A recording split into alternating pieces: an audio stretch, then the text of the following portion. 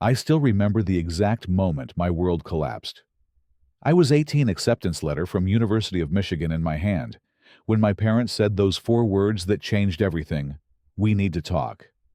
I had worked part-time since I was 15, maintained a 4.0 GPA, and watched my $80,000 college fund grow since birth. That money represented every sacrifice, every late night studying, every weekend I spent working, instead of hanging out with friends. Then, they told me they had given it to Marcus, my older brother, for his brilliant business idea. They promised he would pay it back in 6 months. As I stood there, feeling like the floor had disappeared beneath my feet, I had no idea that this was just the beginning of a nightmare that would teach me the hardest lesson about family I would ever learn. Before I tell you how this story ends, I want to hear from you. Drop a comment and let me know what city or country you are watching from. If you have ever felt like your family treated you unfairly or put someone else's dreams before yours, hit that like button right now. Subscribe to this channel because I share real stories about standing up for yourself when the people closest to you let you down. Trust me, what happened next changed everything about how I saw my family, and by the end, you will understand why sometimes walking away is the bravest thing you can do. Looking back now, I can see the pattern was always there. Marcus was 3 years older than me, and from the time we were kids, he could do no wrong in our parents' eyes. When Marcus was 16 and crashed our father's car into a lamppost after staying out past curfew, Dad just shrugged and said, "Accidents can happen to anyone." 2 weeks later, Marcus had a newer car. When I was 14 and forgot to turn in one homework assignment, Mom grounded me from television for a week and lectured me about responsibility for an hour. The double standard was not even subtle. When Marcus dropped out of college halfway through his sophomore year because he needed to find himself, my parents were supportive. They even funded a 3-month trip through Europe so he could gain life experience. I remember sitting at the dinner table, 15 years old, watching them hand him a check for $5,000 while telling him to follow his heart. I told myself that maybe if I worked harder, achieved more, proved myself worthy, I would earn that same unconditional love and support. I was so naive. The night that destroyed everything started normally enough. It was June, 2 weeks before I planned to leave for Michigan. I had earned a partial scholarship that covered half the tuition, and my college fund would handle the rest. My entire future felt bright and certain. Then Marcus showed up at dinner with his girlfriend Jessica, both of them buzzing with excitement about some new venture. Marcus spent 20 minutes describing his brilliant idea. He wanted to create an app called Fresh Chain that would deliver organic food using blockchain technology and NFTs. This was back in 2017, when cryptocurrency was exploding, and everyone thought they could be the next tech millionaire. He painted this picture of becoming richer than the founders of Uber Eats, of revolutionizing the entire food delivery industry. Jessica, who worked in marketing, would be the chief operating officer. They just needed $120,000 to get started. That would cover hiring developers, marketing campaigns, and renting office space downtown. I sat there quietly, my stomach twisting into knots. I knew what was coming. I could feel it in the air in the way my parents kept glancing at each other with those meaningful looks that excluded everyone else from the conversation. After dinner, they called me into the living room. Just the three of us. My heart was pounding so hard I could hear it in my ears. Dad cleared his throat and said those words I had been dreading. "Renee, we need to talk about your college fund." I wanted to believe they were about to tell me something good, something that would make sense. Instead, Mom explained that they had decided to invest $80,000 from my college fund into Marcus's business. She called it an investment, said it was still my money, that Marcus would pay it back with interest in 6 months. She told me to think of it as helping my brother while growing my fund at the same time. My voice came out smaller than I wanted when I asked, "What about Michigan? I got accepted. The scholarship only covers half."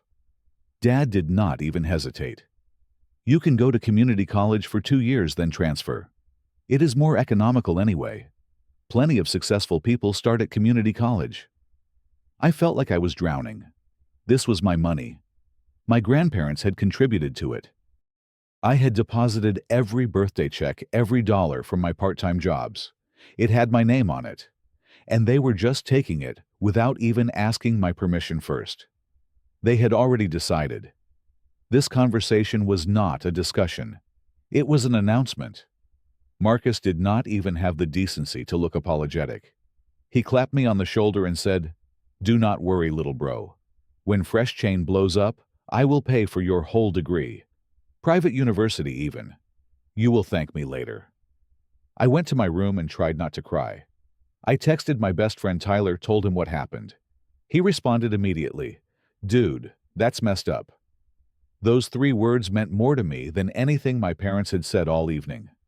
At least someone understood how wrong this was. The next 6 months were brutal. I started community college in September while working 2 part-time jobs. I waited tables at a restaurant 5 nights a week and worked weekend shifts at a grocery store. Meanwhile, Marcus rented a fancy office downtown with glass walls and expensive furniture. His social media filled with photos of him in business casual clothes with captions like CEO life and building an empire. In November, I asked him how the app was progressing. He gave me a vague answer about beta testing and told me these things take time.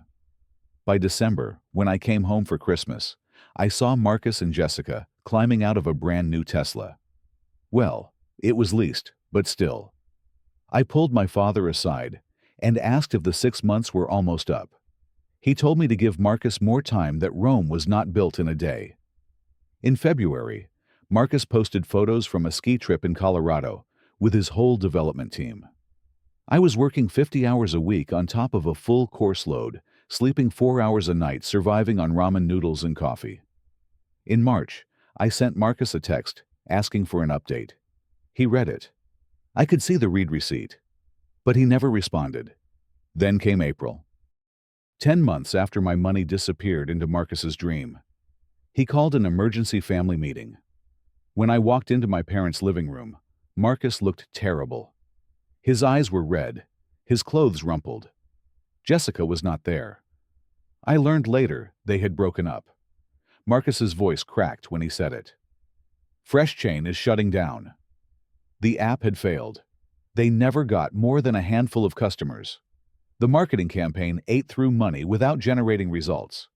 The developers quit because Marcus kept missing payroll. The $80,000 was completely gone.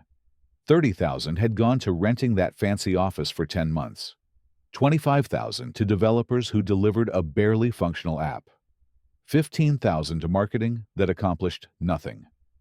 The remaining $10,000 disappeared into what Marcus vaguely called operational costs, which I later realized meant funding his lifestyle while he played entrepreneur. Marcus actually cried. He said he was sorry, that he really thought it would work. Mom immediately wrapped him in a hug and told him it was okay that he tried his best. Dad patted his back and said at least he learned valuable lessons about business. I sat there in complete shock. I could not believe what I was hearing. The money was gone. Just gone.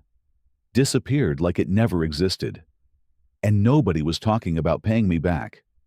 Nobody was apologizing to me. They were comforting Marcus like he was the victim. Finally, I found my voice. What about my college fund? Dad actually looked annoyed. Renee, your brother is going through a tough time right now. Do not make this about you. Something inside me snapped. Do not make this about me. That was my money, for my education. You gave it away without even asking me. Mom's eyes got teary. We are a family. Families help each other. Then why does nobody help me? My voice was getting louder. I have been working 2 jobs. I sleep 4 hours a night. I eat 1 meal a day to save money. And nobody cares. Nobody even notices. Dad's voice went hard. Watch your tone, young man. We raised you better than this. Your brother made a mistake. Adults forgive. Adults also keep their promises, I shot back. You promised that money was for my education. Mom started crying harder. How can you be so selfish at a time like this? Your brother just lost everything. That was the moment I understood. I would never get that money back. Marcus would never pay me. My parents would never hold him accountable. In their eyes, I was the problem for even bringing it up. I was selfish for caring about my stolen future, while Marcus was suffering the consequences of his own terrible decisions. I drove back to my tiny apartment that I shared with 2 roommates. My hands were shaking on the steering wheel. I called Tyler the second I walked through the door and told him everything. His response was immediate and clear. Man, you need to cut them off. They are toxic. He was right. I knew he was right. But knowing something and accepting it are 2 different things. These were my parents. This was my brother. Cutting them off felt like admitting I had never really mattered to them, and that truth was almost too painful to bear. But I did it anyway. I made a decision that night. I would not go home unless absolutely necessary. I would minimize contact with my parents and Marcus. I would stop hoping they would suddenly see me, value me, treat me fairly. I would focus entirely on building my own life without them. In May, I skipped Mother's Day. I sent a short text message, and nothing more. In June, I did not go home for Dad's birthday.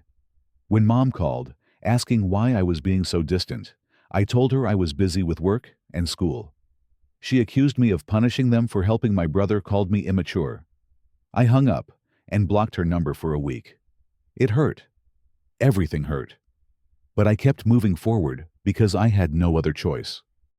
I threw myself into my studies with an intensity that probably was not healthy. I graduated from community college with a 4.0 GPA. I earned a full scholarship to transfer to a state university. It was not Michigan, but it was a good school with a strong computer science program. Ironically, I had chosen the same field where Marcus had failed so spectacularly. I kept working part-time throughout my junior and senior years, saving every possible dollar. The summer before my senior year, I landed an internship at a major tech company in another city. That was where I met Patricia, a senior engineer in her 40s, who saw something in me. She became my mentor, teaching me not just the technical skills, but how to navigate corporate politics and advocate for myself. During those years, my family occasionally tried to reconnect. Mom would call every few months usually to complain about how Marcus still had not found stable employment. Once Marcus himself called asking to borrow $500 for an emergency. I politely declined. He got angry, said he thought we were brothers. I told him brothers do not steal from each other. He hung up. We did not speak again for years. When I graduated, Patricia's company offered me a full-time position as a software developer. The starting salary was $75,000 a year. More money than I had ever imagined making. I was 22 years old, completely self-sufficient, and I had done it entirely without my family's help. The bitterness of that achievement mixed with pride in a way I still cannot fully describe. The years that followed brought more success. At 23, I got promoted to senior developer with a salary increase to $95,000. At 25, I switched companies and became a tech lead, making $120,000 plus stock options and bonuses. By 26, my total compensation exceeded $150,000 annually. I bought my own condo, not renting anymore. Actually, mine. I had $40,000 in savings. Meanwhile, Marcus at 29 still lived with our parents. He cycled through various get-rich-quick schemes. His social media was full of posts about hustle culture and cryptocurrency. Mom would complain to relatives that Marcus just had not caught his big break yet, like he was some misunderstood genius waiting to be discovered, rather than a nearly 30-year-old man who had never taken responsibility for anything in his life. Then, one Tuesday evening, my phone rang. Dad's name on the screen. We had not talked in months. I answered cautiously. His voice was different. Forced friendliness trying to cover something else. Son, we have not talked much lately. How are you? I am fine. What is up? He asked about my job, complimented my success. Then came the real reason for his call. Your mother and I are having some financial difficulties. The roof needs repairs about $3,000. I was wondering if maybe you could help us out. We will pay you back, of course. I said I would think about it and ended the call. But I did not stop there. Something felt wrong. I called my Aunt Emma, my father's sister, who had always been straightforward with me. She told me the truth. My parents had just refinanced their house to pull out equity. They had given Marcus money for another business idea involving cryptocurrency. They had also bought him a car because his old one broke down. They did not need money for roof repairs. They wanted money to keep funding Marcus's lifestyle. When Dad called back 2 days later, I told him no. He was shocked. He reminded me they were my parents, that they needed help. I asked him if they needed help fixing the roof or help funding Marcus's crypto scheme. The silence on the other end told me everything. He tried to recover, asked who told me. I said it did not matter. What mattered was that he had lied. He got defensive, said they did need to fix the roof eventually, that it was not really a lie. I pointed out that eventually and urgently were very different things. He shifted tactics, said Marcus was struggling and trying to rebuild his life. I asked whose fault that was. Reminded him about the $80,000 of my money that Marcus had burned through. Asked if he was seriously still holding a grudge about something from years ago. It is not a grudge, I said. It is a fact. And the answer is no. I hung up.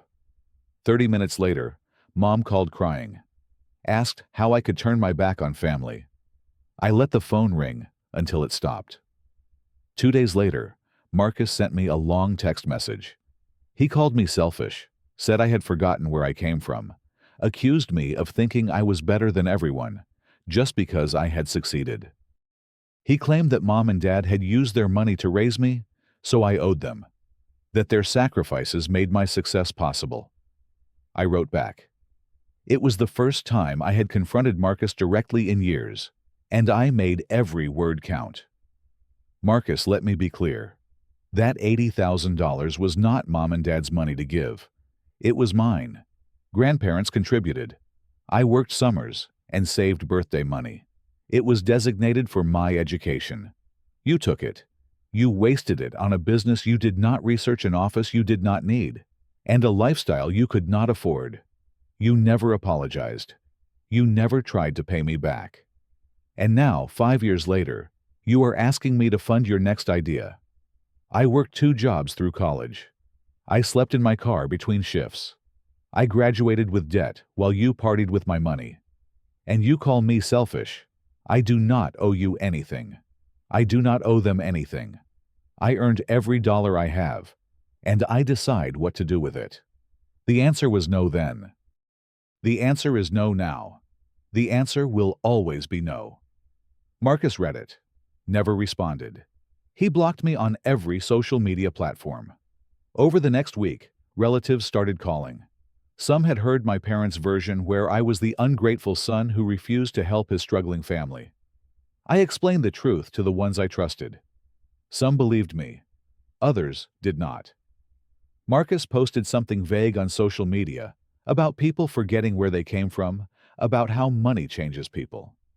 Tyler screenshotted it and sent it to me. I just laughed. A bitter, hollow laugh. 3 months later, Mom called again. Marcus had been in a minor car accident. Nothing serious, but he needed some medical procedures that their insurance did not fully cover. They needed $5,000. I asked if he was okay. She said yes, but they still needed the money. I told her hospitals offer payment plans. She said he was my brother. I said I hoped he recovered quickly, but I was not a bank. She got cold. Told me not to come crawling back when I needed help. I said I would not need to. I had learned to stand on my own feet. Something Marcus never learned. That was the last time they asked me for money. At least for a long while. The first month after that final refusal was hard. I kept questioning myself. Had I been too harsh? Was I punishing them too severely? I called Patricia and told her everything. She said something I will never forget. Renee, setting boundaries is not cruel. It is necessary. They stole from you, and they are not sorry. You do not owe them your future. I started seeing a therapist. It was the first time I had ever considered that maybe my childhood was not normal, that maybe the way my family treated me had lasting effects. The therapist helped me understand golden child syndrome scapegoat dynamics and patterns of emotional neglect. I learned that none of it was my fault. That some families are simply dysfunctional, and no amount of trying harder or being better will fix them. I began a real healing journey. I read books about toxic families and healthy boundaries. I started journaling every day, processing years of pain I had buried. I learned meditation. Slowly, the anger started to fade. Not because I forgave what they did, but because I stopped waiting for them to acknowledge it. I stopped needing their apology to move forward. During this time, I built something my biological family never gave me. A chosen family. Tyler and his girlfriend Sarah started inviting me to dinner every weekend. Patricia introduced me to her network of professionals who became friends and mentors. I joined a running club and met Derek and Jason, who knew nothing about my past and liked me just for who I was. That Thanksgiving, instead of going home to sit at a table with Marcus and my parents, I went to a Friendsgiving with Tyler's group. We cooked together, laughed, played games. For the first time in my life, I felt like I belonged somewhere without having to prove my worth. Nobody compared me to anyone else. Nobody made me feel like I was not enough. It was just acceptance, pure and simple. My career kept climbing. At 27, I was offered an engineering manager position at a different company. The compensation package was $180,000 plus significant stock options. I bought a real house. 3 bedrooms. One became my home office, another a small gym. The third stayed empty as a guest room for when friends visited. It was more space than I needed, but it felt like proof. Proof that I had made it without them. I even started dating. Her name was Stephanie, a nurse my age who I met through the running club. She knew about my family situation. She supported my boundaries.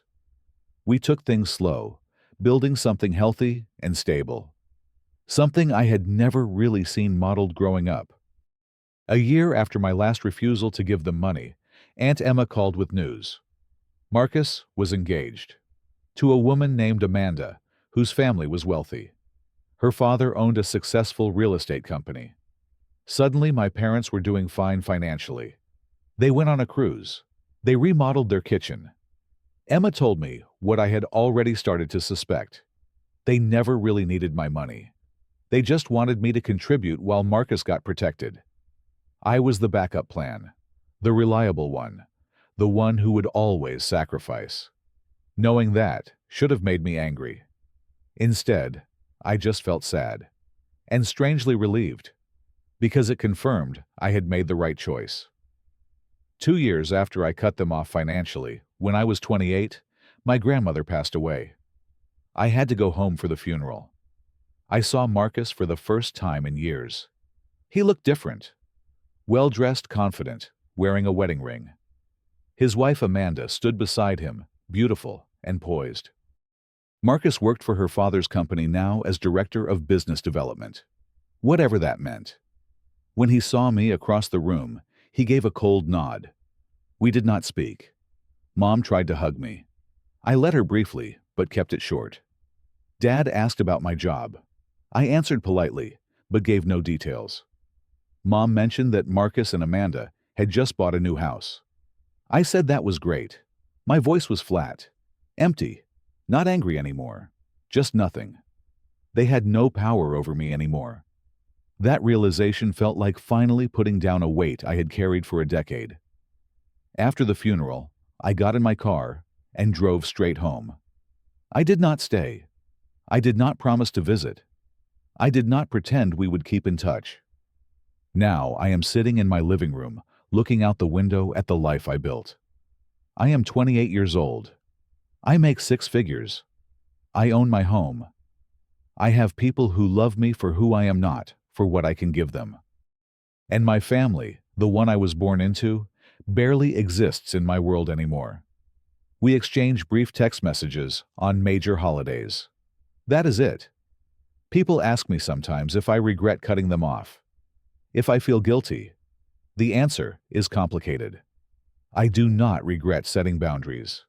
I do not regret refusing to fund Marcus's endless failures or my parents' enabling.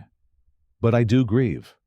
I grieve for the family I wish I had, for the parents who could have loved both their sons equally, for the brother who could have been my friend instead of my rival. I learned that family is not always the people who share your blood. Sometimes the family you choose is stronger, healthier, and more real than the one you were born into. I learned that boundaries are not selfish. They are survival.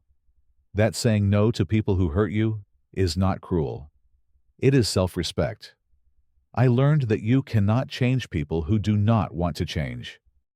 My parents will probably always see Marcus as the golden child who just needs one more chance.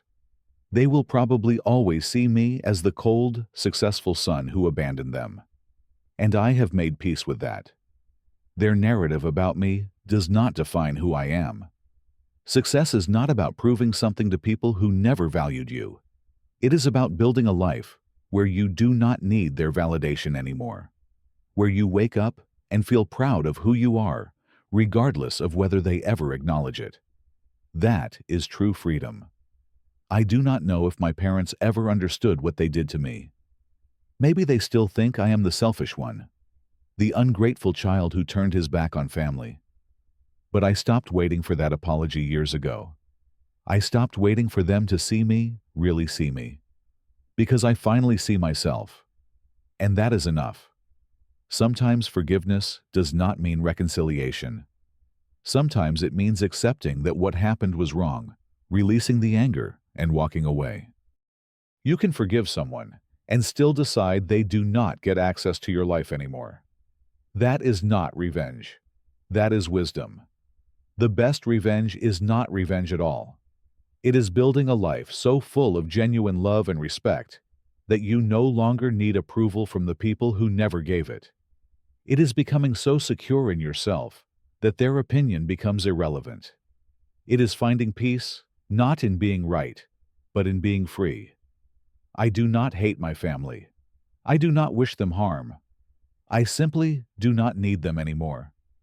And maybe that is the saddest ending of all. Not anger, not drama, not some final confrontation.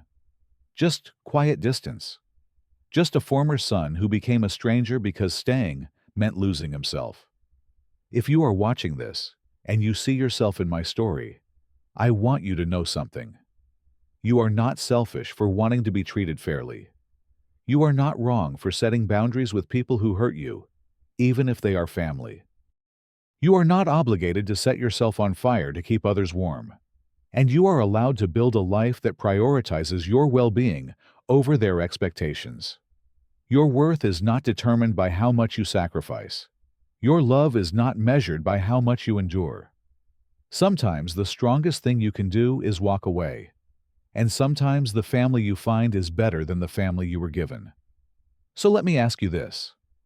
Have you ever had to set boundaries with family members who treated you unfairly? Have you ever been the scapegoat while someone else was the golden child? Drop a comment below and share your story. You are not alone in this. Hit that like button if this story resonated with you. Subscribe to this channel because I share real stories about choosing yourself when others will not choose you. And share this video with someone who needs to hear that it is okay to put themselves first for once. Thank you for listening to my story. I know it was not easy to hear, but I hope it helps someone out there realize they deserve better. You deserve parents who see you, siblings who respect you, a family that treats you with fairness and love. And if you do not have that, I hope you find the courage to build it yourself. Take care of yourselves out there. You are worth it.